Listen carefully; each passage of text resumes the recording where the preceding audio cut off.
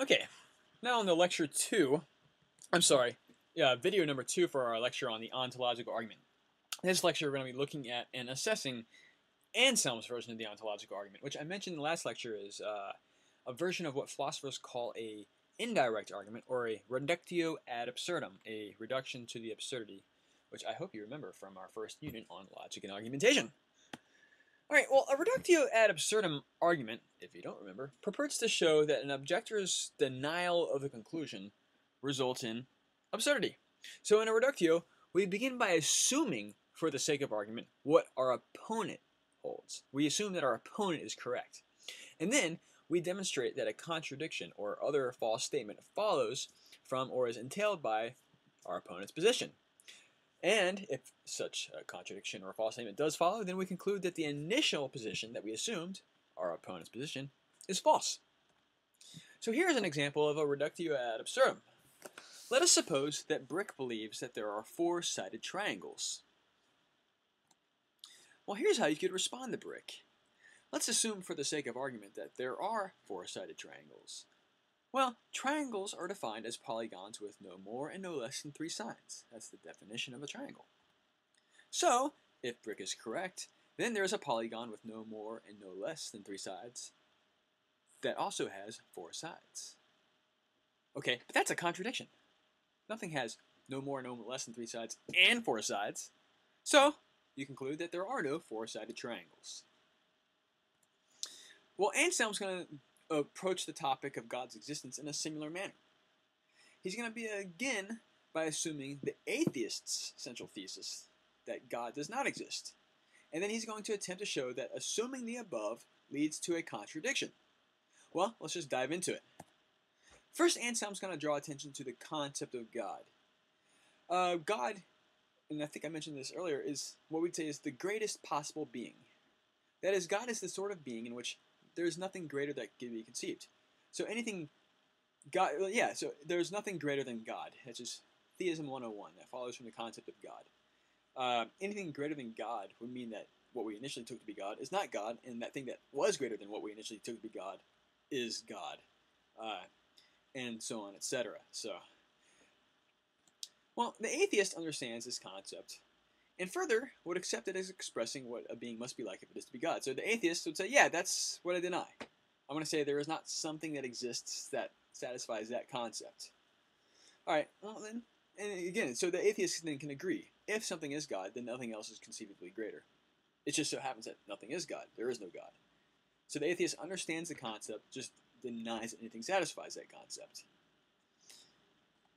Well, of course, the atheist denies that anything is God, just like I deny that unicorns and Santa Claus and rivers of cola exist, which is fine.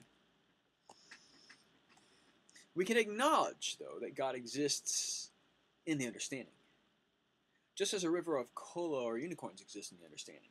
That is, we understand the concepts without acknowledging the existence of what the concepts are of. So we can say it exists in the mind, alright? Unicorns exist in the mind. Santa Claus exists in the mind, but not in reality. Well, the atheist would say, yeah, sure, God exists in the mind, but not in reality. Well, Anselm will kind of take it from here. Anselm writes, and so, Lord, ... we believe that thou art a being than which nothing greater can be conceived. Or is there no such nature, since the fool hath said in his heart, there is no God. But at any rate, this very fool, when he hears of this being of which I speak, a being than which nothing greater can be conceived, understands what he hears, and what he understands is in his understanding, although he does not understand it to exist. So, suppose then, for the sake of argument, Anselm will say, that the atheist is right. God exists only in the understanding, not in reality. That's what God will have in common with unicorns and Santa Claus, and what God will not have in common with planet Earth and H2O. Well, Anselm will say, a being that exists in thought, the understanding, and in reality, is greater than a being that exists in thought alone, which seems plausible. So in Anselm's view, existence is a property that makes a thing greater than it would be otherwise, were it to exist in thought alone. So for example, compare a suitcase with $1 million in it that exists in thought alone to a suitcase with $1 million that exists in thought and reality.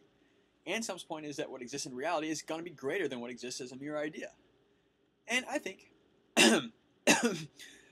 we would all agree, I would much rather have $1 million in reality than in thought alone. I'd say the $1 million in reality is greater than the $1 million that exists in thought alone. So we can say that God, too, would be greater if God existed in reality and not in thought alone. And again, I said this example before. Money that exists in reality is greater than money that exists in thought alone. I wish I could pull you right now, but I can't, so I'll just assume that you share this hunch with me, this assumption. Well, if the atheist is right in asserting that God does not exist in reality, we can at least conceive of a being like God existing in reality, just as we can conceive of a unicorn or a river of gold existing in reality. But to do this, to conceive of God existing in thought alone, is also to conceive of a being greater than God. This would be a being with all the properties of the God who exists in thought alone, plus the property of existing in reality. But now it emerges, given the atheist's assumption, we can conceive of a being which is greater than the greatest conceivable being. And that is the contradiction. Thus we have Anselm's reductio. So Anselm concludes then that God must exist not only in thought, but also in reality. He writes, therefore, if that than which nothing greater can be conceived exists in the understanding alone, then the very being than which nothing greater can be conceived is one than which a greater can be conceived. But obviously this is impossible! Hence there is no doubt that there exists a being than which nothing greater can be conceived, and exists both in the understanding and in reality. So here's this argument formalized. Premise 1. A being is God if and only if it is the greatest conceivable being. Assume then for a reductio the following. Suppose, premise 2, God exists in thought but not in reality. This would be what the atheist would suppose. Premise 3. Existence both in reality and in thought is greater than existence in thought alone. Premise 4. We can conceive of God's existence in reality and in thought. 5. So, we can conceive of a being which is greater than God. Well, given the concept of God specified in premise 1, it follows from premise 5 that 6. We can conceive of a being which is greater than the greatest conceivable being. But 6 is contradictory. So the assumed premise, premise 2, which the atheist would hold, must be false. It follows then that 7. God exists in reality as well as in the understanding. Okay, it's worth noting some things about the premises of this pretty complicated argument. And again, these slides are available on Blackboard, and you are free to look at them at any time. So premise 1 is just the concept of God. Premise 2 is the atheist assumption. God, the being which none greater can be conceived, exists only in thought, not in reality. That's what God has in common with Santa Claus and unicorns, and doesn't have in common with H2O. Premise 3 is what we'll call the greatness principle. Whatever exists in reality as well as in thought is greater than that it would be existing in thought alone. And we defended premise 3, recall, with the example of money. $1 million that exists only in thought is not going to be as great as $1 million that exists in reality. Wouldn't you rather have $1 million for real versus, just this fiction of your imagination?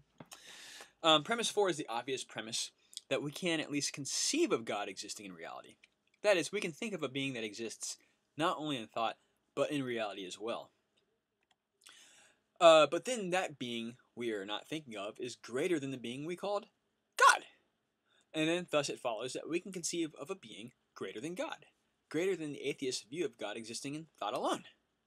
But that's contradictory. Nothing can be greater than the greatest conceivable being, so we conclude that the atheist assumption is false. God doesn't exist in the understanding alone, but in reality as well. So the main idea of the ontological argument is that we cannot even be said to properly understand the concept of God without acknowledging that it entails God's existence. Once we see that the concept of God is the concept of a maximally great being, greater than any other being could be, we see that the property of existence cannot be withheld from God. So, say we understand the concept of God, but then deny God's existence. That's akin to saying that we understand the concept of a triangle, but deny that it has 3 sides.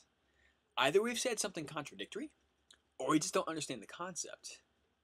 So, this is how that the ontological argument then is a priori. We've deduced God's existence a priori without any observational or empirical premises. It's like doing geometry. Well, wait a minute. Something just doesn't seem right. But the question is what? A lot of students get really ticked off at the ontological argument because they don't know how to respond to it. Well, the theist students are all right with it. They like it a lot. The non-theist students, for example, the atheists or agnostics, get really ticked off at it, though. You can't just do that, they think. And I understand. It just seems, I guess, to them that something's completely wrong with this argument. But the problem is, it's hard to put your finger on what exactly is wrong with it, especially if you've never had a philosophy class before. So, this leads to a famous challenge to it. This is called the perfect island objection. So there was a monk named Ganillo who quickly found a flaw, or what he took to be a flaw, who argues a flaw with Anselm's argument. And basically, the bird's eye view is either Anselm's argument won't work at all, or it works too well. What do I mean by that? Well, imagine a beautiful island, alright? Not just any beautiful island, but imagine an island that is better than any other possible island. The greatest conceivable island. Who wouldn't want to be there other than, here we are in Lafayette, or West Lafayette, with the muddy, disgusting Wabash River. Wouldn't you rather be in this awesome island with clear blue water and, coconut palm trees and so on? Well, the question is there such a thing as the greatest conceivable island? Well, good question. Suppose we took an argument that is exactly like Anselm's ontological argument in form and just replace some of the content. And I hope you remember the form-content distinction from our union on arguments. So we'll replace greatest conceivable being with greatest conceivable island. And we'll replace God with the island of perfection. Well, the conclusion of the argument will be that the Isle of Perfection exists. So, in other words, if Anselm's argument works for the greatest being, it should work as well for the greatest island or the most perfect dog and so on. And as long as greatness requires existence in reality and not merely in thought alone, then we can prove the existence of anything whose concept includes greatness. So again, this argument just seems to work too well. So here's the counterexample then. Premise 1, an island is the island of perfection if and only if it is the greatest conceivable island. I got an email. Premise 2, assume that the Isle of Perfection exists in thought but not in reality. Premise 3, existence both in reality and in thought is greater than existence in thought alone. Premise 4, we can conceive of the Isle of Perfection's existence in reality and in thought. Premise 5, so we can conceive of an island that is greater than the Isle of Perfection. 6, so we can conceive of an island greater than the greatest conceivable island. But premise 6 is contradictory, so the Isle of Perfection exists in reality and in thought. So see, same structure, same form, it's just Isle of Perfection replaces greatest conceivable being. We've replaced the content. And then you get the same similar conclusion. Of course, so I mentioned this is a reductio of a reductio. This is Galileo's reductio against Anselm's reductio. And the obvious conclusion that Ganillo wants us to draw is there's no island of perfection. You can't get to the existence of the island of perfection by this, this a priori argument. So obviously something's wrong with the argument. So suppose that merely a priori we could establish the existence of the island of perfection. It's just absurd. But the problem is the perfect island argument exactly parallels the reasoning that Anselm's using. So Anselm's ontological argument for God then is flawed like the island argument is flawed. But there's something we need to note though. Ganillo hasn't told us what's wrong with the ontological argument. He's given us a reason to believe that there is something wrong with it, but he hasn't told us what that reason is. We can say this much at least on his behalf though. 1. Given that there is no island of perfection, something, either formally in the structure of the argument, so something to do with the argument's validity, or in something to do with the content of its premises, must be wrong. But the close parallels with both arguments then could also guarantee that the ontological argument is flawed. So if you can find out what's wrong with the island argument, you can find out what's flawed with the ontological argument. So, on the one hand, if Ganello's argument has a flawed form, then so will Anselm's. But on the other hand, if one of Ganello's premises is false, then, well, one of Anselm's premises must be false as well. So, with the exception of the difference in subject matter, an island or God, there aren't no assumptions in Ganello's argument not found in Anselm's. So, prima facie, the difficulty in Ganello's argument will also be in Anselm's argument. Alright, well, there's a way Anselm can respond, though. So, we've looked at the island objection. Anselm has a response.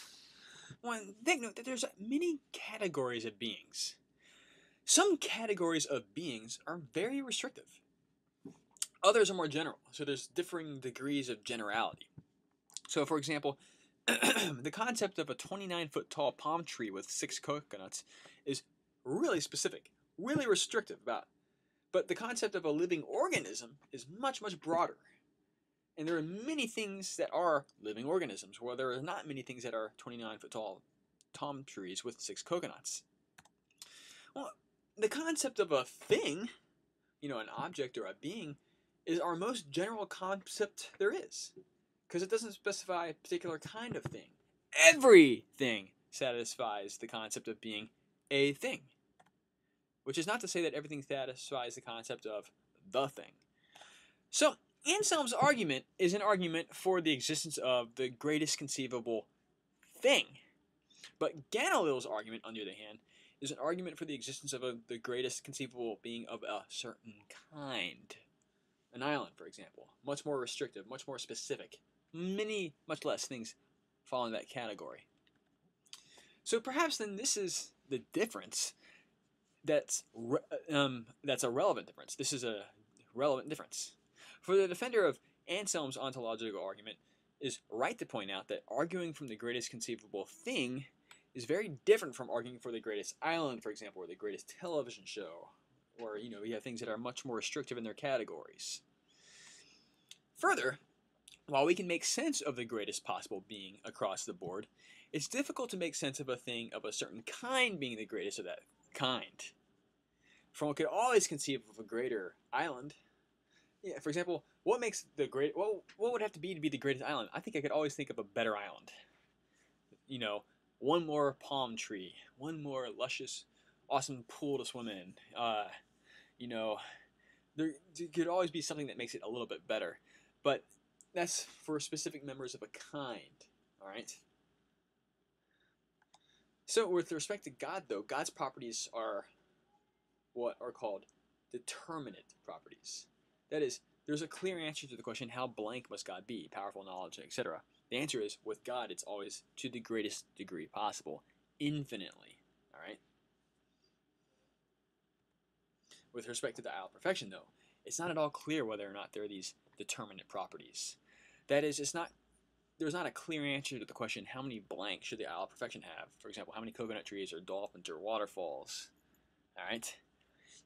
Well, there's another issue. Is existence a property? It's a valid question. So let's return briefly to the Cartesian version of the ontological argument. Recall that Descartes, like Anselm, thinks we have failed to understand the concept of God if we do not understand this concept to entail God's existence. So Descartes reasons that if anything is God, it must be perfect, and among the perfections there are, none of which God lacks, is existence. So then to say that God has the property of existence is just to say that God exists. Well, this argument presupposes that existence is a property a thing can have. There is a famous objection to this from this philosopher Pierre Gassendi. He wrote, "What does not exist has no perfections or imperfections, and what does exist and has several perfections does not have existence as one of its individual perfections.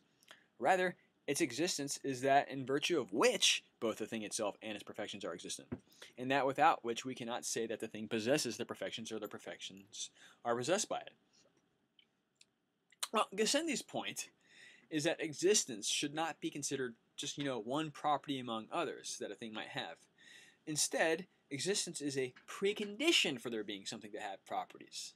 So in ascribing a property to a thing, we prefer to say something more about the thing, about ways that thing is, and about how it differs from other things.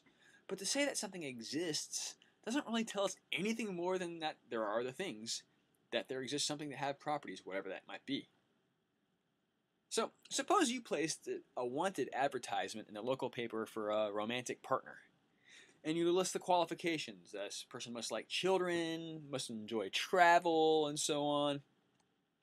Well, you would not need to add to the list of properties and exists.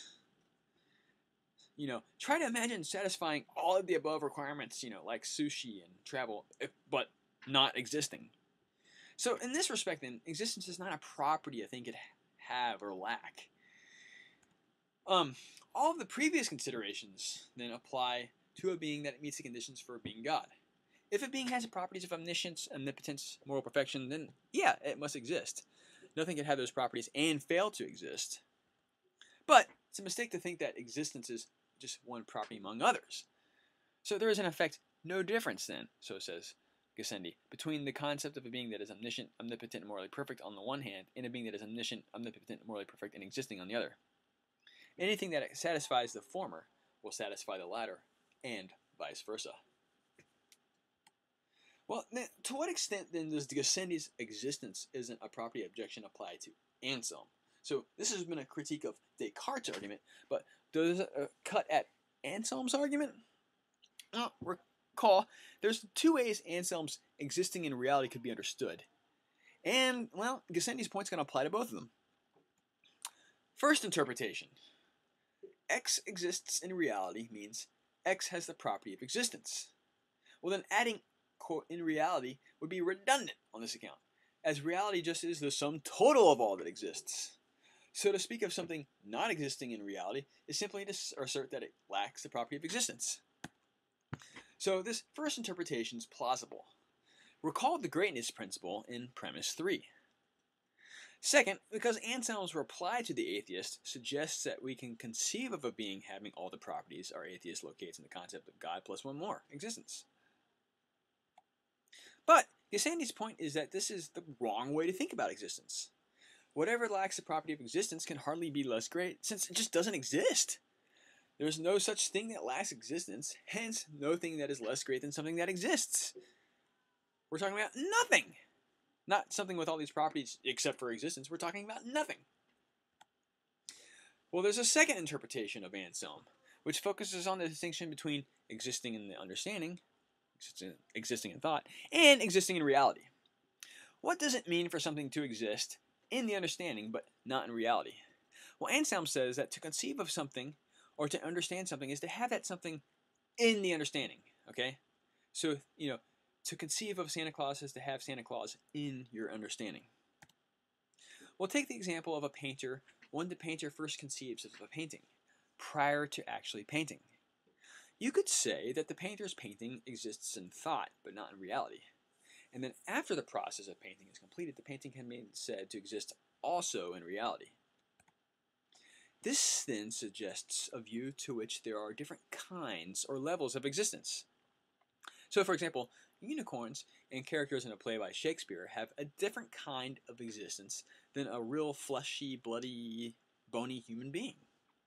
So then there would be at least two kinds of beings then, beings in the real world and imaginary beings. So, unicorns, rivers of molten gold, and Santa Claus exist, as well as horses in the Amazon River and Charlie Sheen, but they just exist in different ways.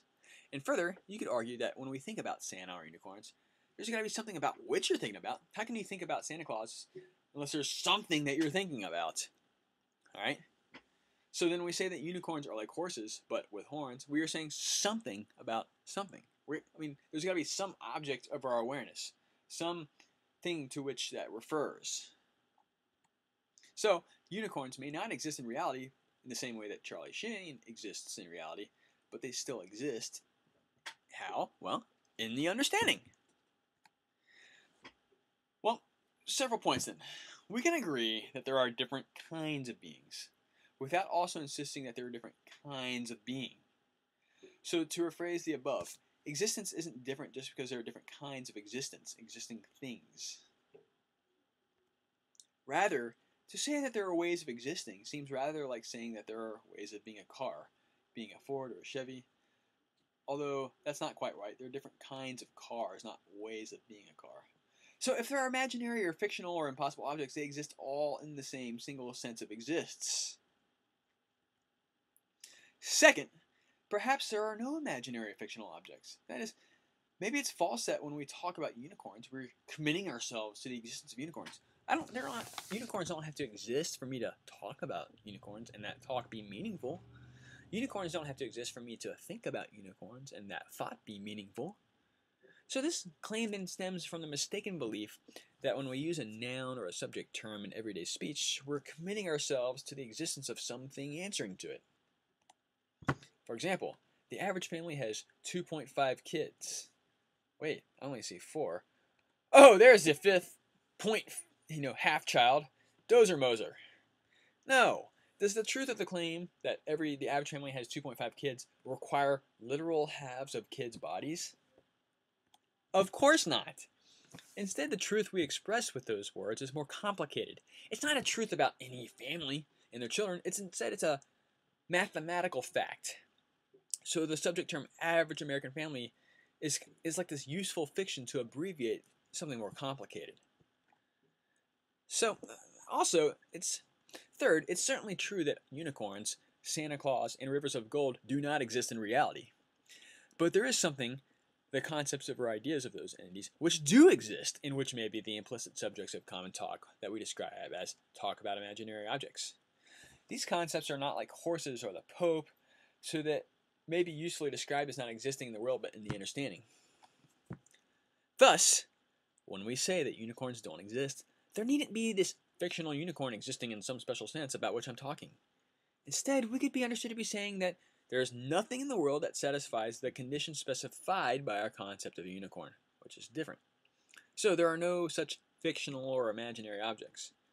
Instead, there are concepts of these, and we express the content of such concepts when saying misleading that Santa's fact. And here's the point. Existing in reality and existing in the understanding don't distinguish two kinds of existence. Instead, they distinguish kinds of objects that exist. And the atheist can then agree that God is the greatest being possible. That is, the atheist can agree that there is that's our concept of God, like unicorns, but it's fictional. Nothing in the world answers to it. Okay, so the ontological argument, at least as an argument, perhaps isn't successful. At least Anselm's version of the ontological argument, that is, doesn't successfully arrive at the conclusion that God exists. I note, though, that it only takes one sound argument for it to be true that God exists, and it only takes one unsound argument for it to be true that God does not exist. So just because some of the arguments have false premises doesn't establish that the conclusion is false, and it also doesn't establish that the conclusion is true. Point is that philosophers have been debating this for a long time, and will probably continue to. And that's one of the things that makes this an exciting field. The end.